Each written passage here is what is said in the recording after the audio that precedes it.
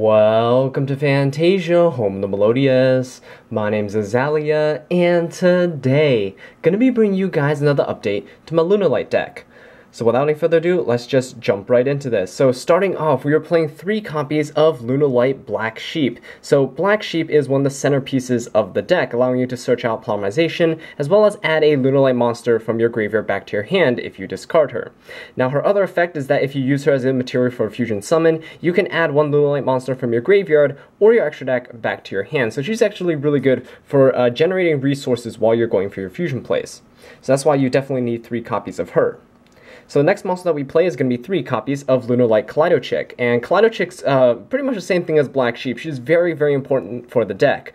She can, as a cost, send a Lunalight monster from your deck or your extra deck to the graveyard, and then she can copy her, whatever the name is of the monster that you sent. So that's pretty good for helping you, like, cheat in fusion climbing from, you can skip, you know, Cat Dancer and go for Panther Dancer, you can skip Panther Dancer and go straight for Leo Dancer, things like that. So she's relatively good. She's also just great for setting up your graveyard, so you can go for some extra Link summons, XYZ summons, and things like that. Kaleidochick also has the effect where if she's sent to the graveyard by a card effect, you can add 1 polymerization from your graveyard back to your hand. So again, with Black Sheep, she's also very good for helping you generate resources while you're going for your fusion plays. Alright, so the next monster that we play is going to be 3 copies of Lunalight Blue Cat. And Blue Cat is the floater for the deck, so she's destroyed by battle or by card effect. You can just special summon any other Lunalight monster back from your deck. And in this build, she's actually really, really important. In some of the other builds, you know, you could probably cut her down to like 2 or something and not miss her. You definitely need 3 in this build, because with the Odd Eyes variant, you're relying on Sky Iris to pop your Blue Cat to generate an obscene amount of advantage, actually, and set up some pretty nice boards. So that's why 3 copies of Blue Cat is actually really nice in this build. Alright, and then we're also playing 1 copy of Lunalight Crimson Fox. This is really just here as a tech, and she's one of the best monsters to send off of Kaleidochick from your deck to the graveyard, because she does provide your Lunalight monsters with some targeting protection, but other than that, she's not really used for too much. Sometimes you can pop her with Sky Iris and then use her effect to target a monster that your opponent controls and change its attack value to 0, so it'd be easier for you to swing over it. Especially coupled with something like Odd Eyes Pendulum Dragon, which deals double battle damage to your opponent. You can potentially just be dealing 5,000 damage right off the bat if you use Crimson Fox and target something and make it 0 attack.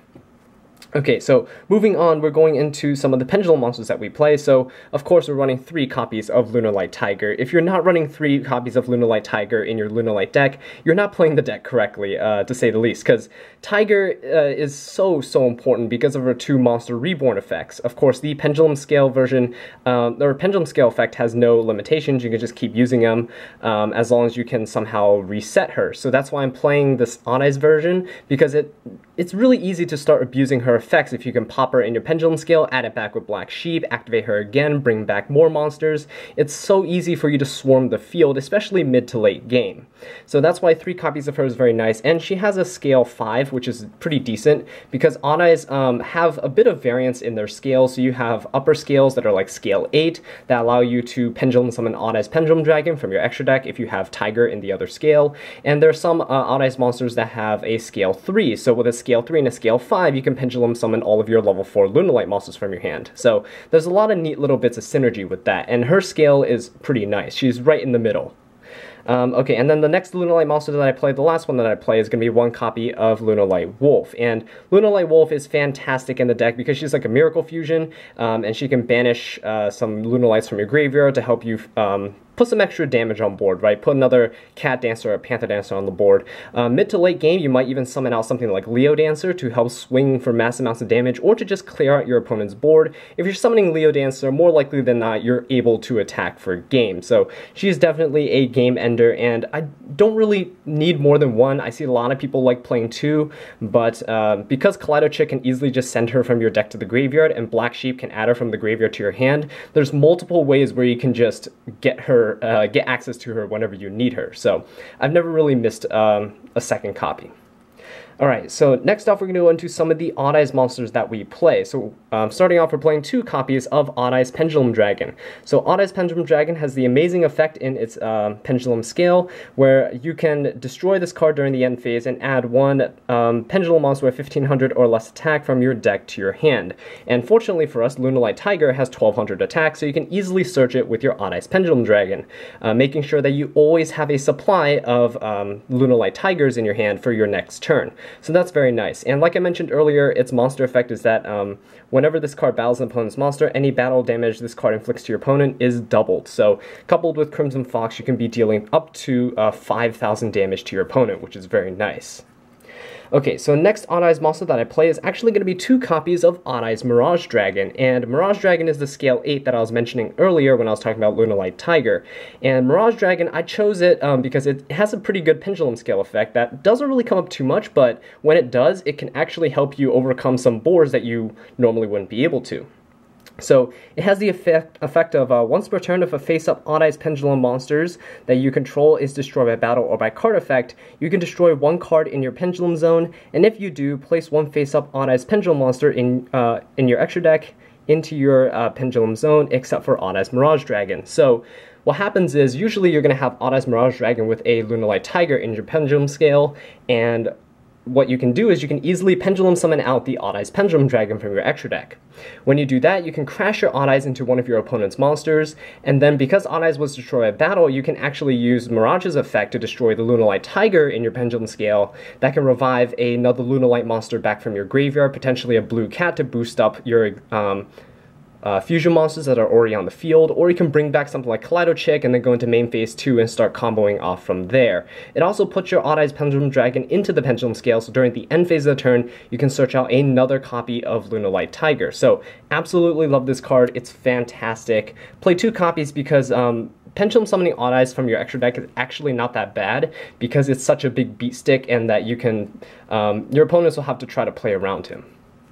Okay, so the next Odd Eyes card that I play is going to be 1 copy of Perform Power Odd Eyes Light Phoenix. Now, I know that Odd Eyes Persona Dragon is out, and it's fairly easy to get. You can run it if you want, but personally, I prefer the Perform Power Odd Eyes Light Phoenix because of its pendulum scale effect. Persona Dragon doesn't really do too much. Like the pendulum scale effect is very, very situational and it's never come up in testing, but Light Phoenix actually has a pendulum scale effect that does come up occasionally. So it says, when an opponent's monster declares a direct attack, while you have a card in your other pendulum zone, you can destroy a card in your other pendulum zone, and if you do, special summon this card. So the special summon effect isn't really the important part. The important part is that you can actually destroy your Lunalight Tiger in your pendulum zone, and then Lunalight Tiger could potentially bring back something like Black Sheep from, or sorry, a Blue Cat from your graveyard, and because Blue Cat's a floater, it can basically put an end to your opponent's onslaught of attacks. You can just keep floating into more and more Blue Cats and potentially hold off an OTK. So that's why it's very, very nice. It's very situational, but again, people don't really read cards, especially things that aren't really too meta-defining, so having a random tech like Light Phoenix in there actually helps out a lot. Now, you can't pendulum summon this card because Lunalight Tiger is a scale 5, so this is a level 5, so you can't really pendulum summon this out. It really doesn't matter because the scale effect is all we need it for, and being a scale 3 allows you to pendulum summon extra level 4 monsters that you might have in your hand, so that's why he's in there at 1. So, in order to boost the consistency in this deck and to have a bit of explosive power for our searches, we can of course pop our Blue Cat with our Sky Iris, but another monster that we can potentially pop is going to be Baobaboon. So I'm playing 3 copies of Baobaboon because he can potentially help you fix up your hands, right? This deck can go first or second, which is why I really love it. It's very versatile. So Baobaboon allows you to, if this card is normal or special summoned, you can draw 1 card, then place 1 card in your hand, either to the top or the bottom of the deck. And if this card is destroyed by battle or by card effect, you can special summon any number of Baobaboons from your deck. So if you normal summon your Baobaboon, even if you don't have Sky Iris in your hand immediately, so normal summon the Baobaboon, see if you can try and draw into it. If you do and you pop the Baobaboons, you can summon 2 more. You can mulligan 2 more cards potentially, just basically correcting your hand, getting any combo pieces that you might need into your hand and putting anything that's useless back into your deck. And then you can obviously go into something like rank 3 play. You can also go into the Link monsters because it puts additional bodies on your side of the field. Balbaboon is just very, very versatile for the deck. Absolutely love it, and highly recommend you try it out. Alright, so next up we are playing 1 copy of Blackwing Gofu the Vague Shadow. Gofu helps us open up a lot of extra zones for us to go for our extra deck plays, especially because we're able to pendulum summon some stuff from our extra deck now, namely On Ice Pendulum Dragon. So having access to things like Decode Taco with bottom left, bottom right, Link markers allows us to go for those extended plays. So 1 copy of Gofu just helps us start things up, and it's a pretty nice card to have. Even if you don't have anything to pendulum summon or things like that, you can always use the Blackwing Gofu tokens to go ahead and pop them with Sky Iris if you don't have anything else to pop, and that helps you actually go and set up a lot of your other plays. Okay, so moving on, we are also playing 3 copies of Ghost Ogre and Snow Rabbit. Ghost Ogre is one of the best hand traps in the game right now. If you have Ash Blossoms, feel free to play those as well, but I'm just playing 3 copies of Ghost Ogre. You can pop your opponent's field spells, monsters that are activated on the field, disrupt combos, anything like that, especially because we're about to see a lot of people playing Grinder Golem, and Grinder Golem with Akashic Magician, all that good stuff. If you Ghost Ogre the Akashic Magician, they can't actually bounce the Grinder Golem, because the Akashic Magician will no longer be pointing to anything. So that's why Ghost Ogre is fantastic for stopping very explosive generic combos and engines like that. So definitely play 3 copies of those. And next off, I'm playing 1 copy of Maxi. This is just to deter your opponent from special summoning. Gaining card advantage is never bad in this game, so 1 copy of Maxi is definitely needed here. And yeah, we have a lot of monsters because not only are we playing the Lunalights, we're also playing a lot of Odd Eyes monsters, but because we're playing a lot of Pendulums, it actually doesn't really matter too much because they actually help us swarm the field. So you're not really going to be bricking a lot with this deck, especially with Balbaboon helping you mulligan your hand and all that good stuff. Alright, so that does it for all of the monsters. Next off, we're going to go into the spell cards. Okay, so for these spell cards, starting off, we are playing 3 copies of Fire Formation Tenki. This is very self-explanatory because the fact that it helps us search out any of our Lunalight monsters except for Lunalight Wolf, because Wolf isn't level 4 or lower. So 3 copies of Tenki is very nice, and Tenki is a continuous spell card, so that's also good. If you don't have enough targets for your Sky Iris to pop, you can always pop your Fire Formation Tenkis instead. It also helps clear up some of your back row space, so you can go ahead and activate other things, especially now that Pendulum Scales take up 1 of or 2 of the 5 spell and trap zones that you have. The next card that we play that I've been mentioning all throughout this video is the MVP in terms of spells is going to be Sky Iris. So 3 copies of Sky Iris is fantastic in this deck, especially because we have so many different things that benefit from being destroyed. We have Lunalight Blue Cats, Balbaboons, Lunalight Tigers, and don't forget the 3 Tenkis that can search out any of the Blue Cats, any of the Tigers from your deck. So there's a lot of targets that you could potentially pop with this and generate advantage from. So I play 3 copies because of the fact that I want to see it as soon as possible. You could cut it down to 2, but again, there's a chance that you can draw into it Balbaboons. You can potentially see it from Terraformings as well. So I'm playing 2 copies of Terraforming to accompany the Sky Iris. Because Sky Iris is only once per turn, I don't want to max out on Sky Iris and Terraforming, so I'm just playing 2 copies of Terraforming. It helps you thin out the deck by searching out the field spells, so it's pretty good in that regard. And if you see multiple field spells in your hand, it's fine, because of the fact that it's most likely going to be destroyed by your opponent. Your opponent's going to focus down Sky Iris if they know how this deck works, because Sky Iris is the engine that basically pushes the deck to the next level. Without Sky Iris, you're basically just playing Lunalights, but with a couple of other Odd Eyes cards teched into it. Okay, so next off we were playing the fusion spells that we need to get Lunalights going. So 2 copies of Polymerization, which is going to be very nice, and of course 1 copy of Fusion Substitute. Again, I really love Fusion Substitute as a card. You can potentially draw something off of it that's going to be very beneficial to you, and it helps you put back some of your fusions, which is going to be very nice. Of course, you can, I only run 1 copy of Lunalight Leo Dancer, and I'll get to that when I get to the extra deck, but you can always shuffle it back into your extra deck with your Fusion Substitute if it ever, for some reason, leaves the field. Okay, so next off we are playing 3 copies of Lunalight Perfume. Perfume is the monster reborn for the deck, and it also has a graveyard effect to help us search. So I really love this card. None of its effects once per turn, and this can help you tremendously with bringing back monsters, going for extended link summons, and setting up a lot of nice rank 4 plays as well. So Lunalight Perfume, definitely fantastic to have at 3. And then the next card that I play that helps us swarm a lot with link monsters, helps us generate a lot of advantage, and opens up a lot of zones for us to summon our monsters to, is going to be Scapegoat. I played 2 copies of Scapegoat, and the reason why I actually do this is because of the fact that it helps you get rid of anything that's clogging up your extra monster zones. Because sometimes, you have an odd-eyes Pendulum Dragon kind of just sitting there, and you want to go for your fusion plays with Lunalights, but you can't. You can activate Scapegoat, summon some tokens out, and then using the odd eyes in your extra monster zone and the tokens that you just summoned, you can summon link monsters that can free up some extra space for you and have some markers that can help you open up more zones. So you can pendulum back the odd eyes Pendulum Dragon from your extra deck as well as go for your fusion plays. So Scapegoat's really here as a utility card. It can also potentially help you deter attacks and things like that. But yeah, it's such a versatile card. Definitely recommend playing 2 copies. 3 copies might be a little too much. You don't really want to see multiples in your hand, but seeing 1 in every game is a pretty good number. Okay, so to wrap up these spell cards, I'm only playing 2 more. We have 1 copy of Odd Eyes Fusion, and Odd Eyes Fusion is searchable by Sky Iris, which is very nice. And basically, you can fusion summon 1 Dragon-type fusion monster from your extra deck using monsters in your hand or on your side of the field as fusion materials.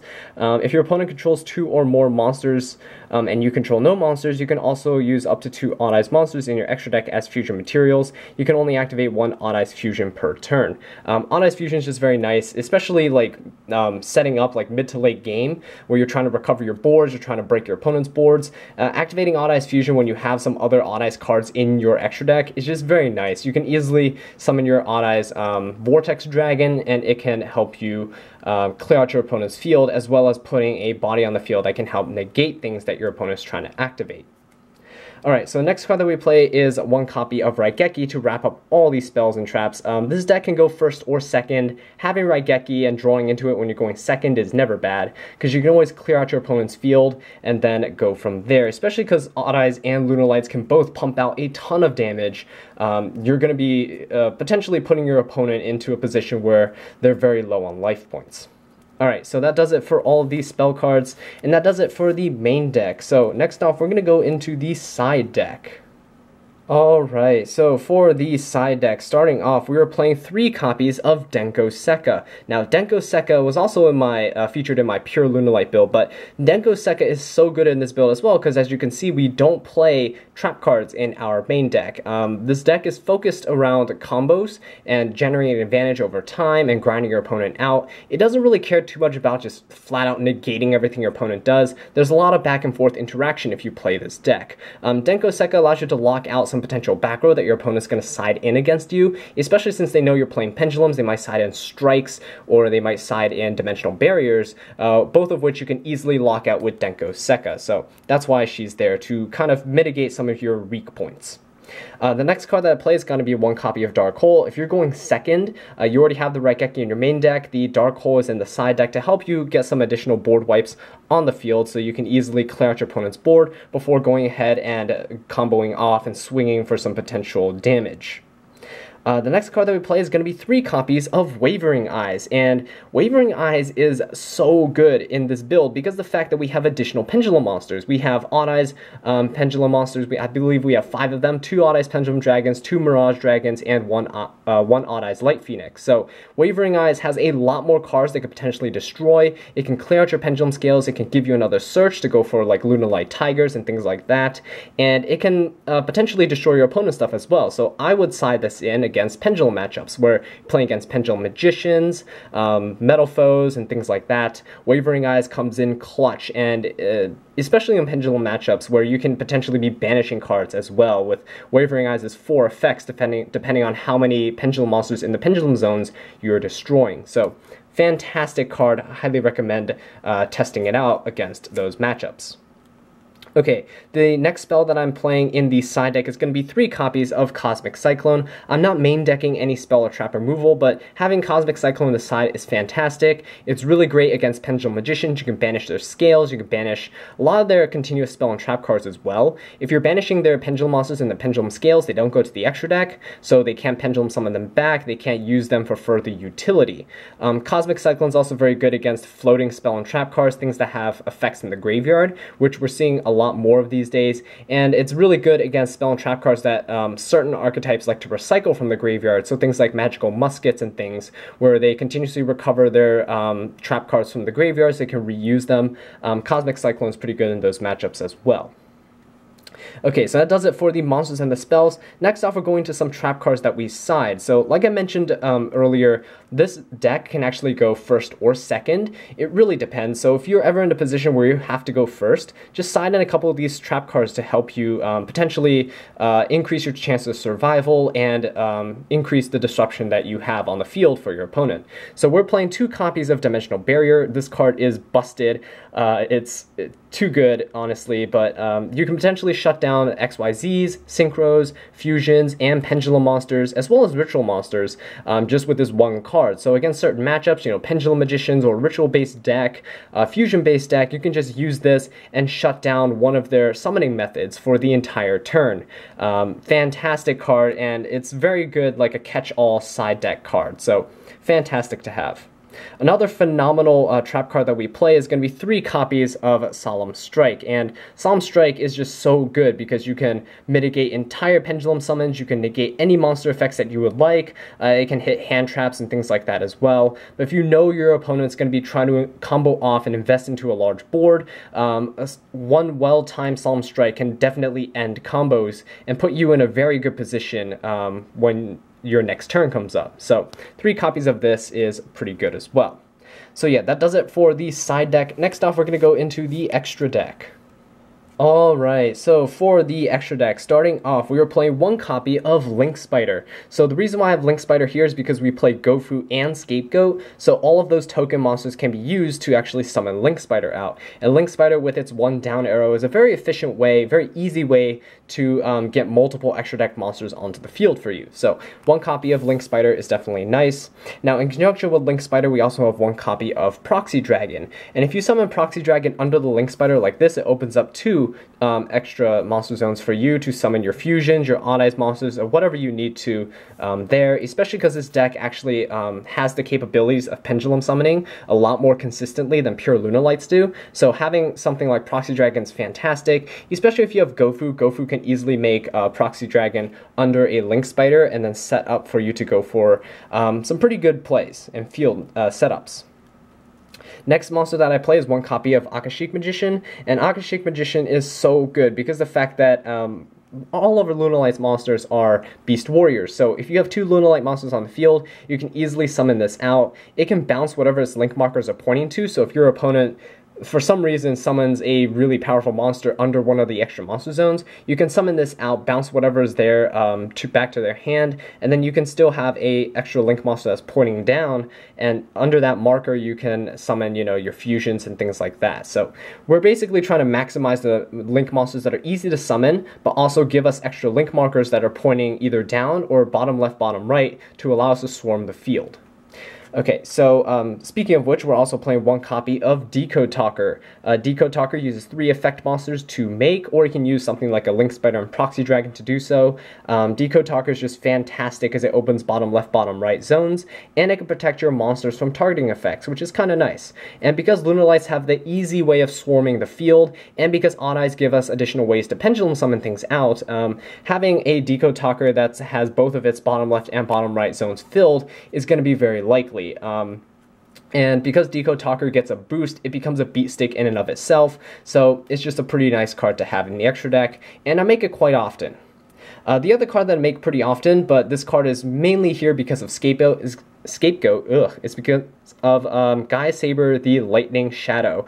Gaia Saber is so good because the fact that you can easily make it using tokens. It just requires 3 monsters, so again, if you have something in your extra monster zone that you don't want, you can use the extra monster zone monster and 2, let's say, scapegoat tokens to summon the Gaia Saber. It has a bottom link arrow. You're going to have 2 more scapegoat tokens left after that, in which case you can summon a proxy dragon under it, opening up 2 extra link spots where you can go ahead and summon your extra monsters, or extra deck monsters too. So pendulum summoning, fusion summoning, all that good stuff, right?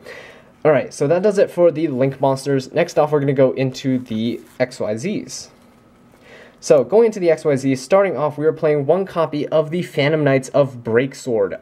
Breaksword is a fantastic card, very easy to make with your Balbaboons. So if you're going second, if you're popping your Balbaboon, summoning 2 more out, not only do you get extra mulligans and stuff, but you can easily summon the Phantom Knights of Breaksword into your extra monster zone. And the cool thing is that you can actually just pop himself and one of your opponent's back row, and that actually frees up your extra monster zone so you can go for additional plays after that. So it's kind of like a Diamond Direwolf kind of, but it's really efficient for you to do it because all it really takes is just a Balbaboon, and you're getting searches and stuff off Skyrus, and you're generating advantage, and you're correcting your hand along the way. So just being able to destroy something right off the bat before you even commit to any of your main plays is just way too good. Okay, so the next monster that we play is going to be 1 copy of Brotherhood the Fire Fist Tiger King. Tiger King is great because if you summon this, you can actually set a Fire Formation Tenki straight from your deck. Really easy to summon, it requires 2 level 4 Beast Warrior type monsters, so if you normal summon Kaleido Chick, send either Blue Cat or Crimson Fox, use Lunalight Tiger or Lunalight Perfume to bring back that monster that you just sent, overlay into Tiger King, set a Tenki from your deck, search with Tenki, go off from there. And Tiger King is actually nice in this deck because it's a Beast Warrior type monster, so you can easily summon something like Akashic Magician as long as you have another Lunalight monster that's on your side of the field. So, you know, you can get rid of it from your extra monster zone and potentially go for your fusion plays. So that's why it's a very important card to have. The last XYZ monster that I play is going to be 1 copy of Tornado Dragon, and Tornado Dragon is good because it serves dual utility. It can pop your opponent's stuff on their side of the field, but also during your turn you can always pop your Lunalight Tiger in a Pendulum Scale if you're just really desperate to get the extra summon off the Tiger to potentially go for some more plays, just a little bit, or get some extra damage on board. That's a fantastic way to do that. Of course, Tiger can revive things like Cat Dancer, Panther Dancers from your graveyard, so you can get a nice boss monster or beat stick onto your side of the field just by popping your scale with it. So yeah, that does it for all of the XYZs. Next off, we're going to go into the fusions.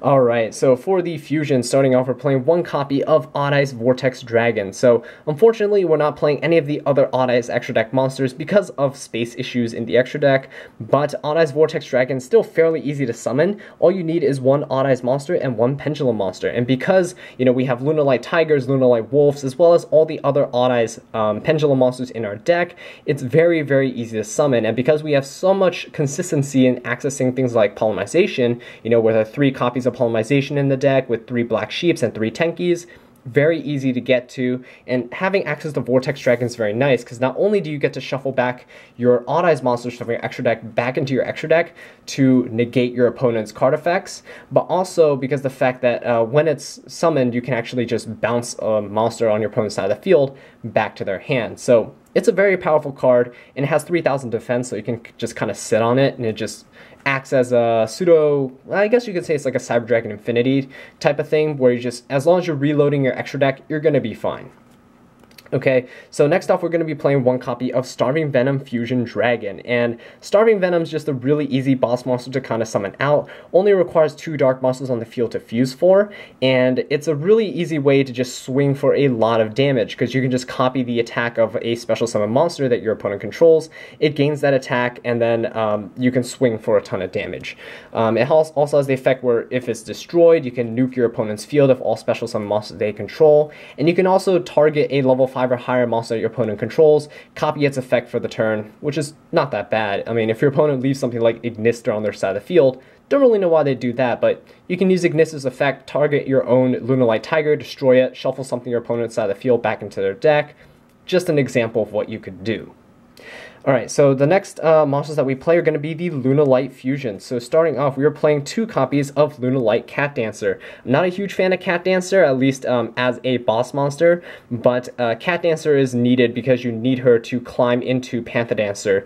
So that's why she's here. 2 copies is pretty good. Sometimes you'll summon her out to your side of the field. More likely than not, you're going to be sending a copy of her to your graveyard, and then either using the Kaleido Chick that sent the Cat Dancer or a Lunalight Wolf in your pendulum scale, you're going to be summoning out the next boss monster, the next tier, I guess you could say, is going to be Lunalight Panther Dancer.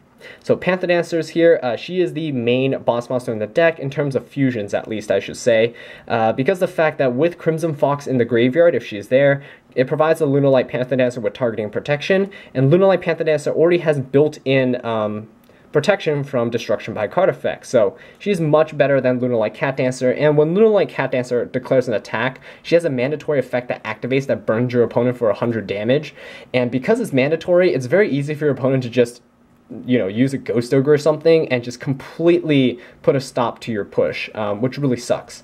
But having Panther Dancer on your side of the field is definitely much better.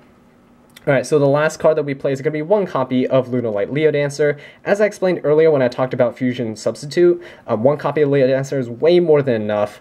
If you're summoning this, you're pretty much going for game. There's almost no reason to run 2 unless you're just playing with friends and they have some really specific cards that, I don't know, target extra deck monster cards in your extra deck and banish them or something, but it really doesn't come up, and you can always just shuffle back the Leo Dancer if it does get destroyed and it's in your graveyard somehow with your Fusion Substitute. Get a draw, you have the Leo Dancer back, you can easily summon it out again by using your Lunalight Wolf or Kaleido Chick or anything like that. But yeah, that does it for the Fusion monsters, and that does it for the extra deck. So thank you all so much for watching this video. I really do appreciate it. If you enjoyed it or found it helpful, please leave a like, subscribe for more Lunalight content, and leave a comment down below letting me know what I can do to improve. And until next time, take care.